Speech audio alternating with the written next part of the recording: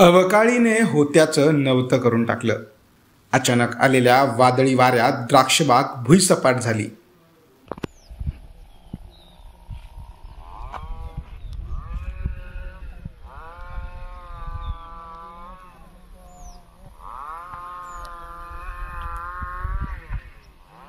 सोलापूरच्या बार्शी तालुक्यातील श्रीपत पिंपरीतील शेतकऱ्याच्या ऐन काढणीला आलेल्या द्राक्षबागेला वादळी वाऱ्याचा फटका बसला. यामुळे शेतकऱ्याचं लाखोंचं नुकसान झालंय.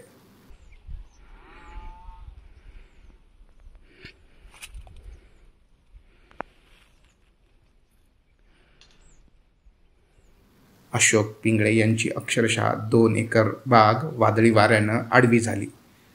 या दरम्यान शेतकऱ्याला जवळपास 18 ते 20 लाखांचा फटका बसल्याचं बोललं जात आहे. दरम्यान प्रशासनाने तात्काळ पंचनामे करून नुकसान भरपाई द्यावी अशी मागणी या शेतकऱ्याने केली आहे. माझी 2 एकर सुपर सोनाकाची बाग आहे.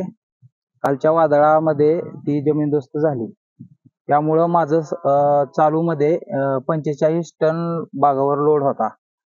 तरी सदर माझं एक 18 ते 20 लाख रुपये नुकसान झालेलं आहे आणि त्यासाठी 7 लाख रुपये मी खर्च केलेला आहे या चालू वर्षामध्ये.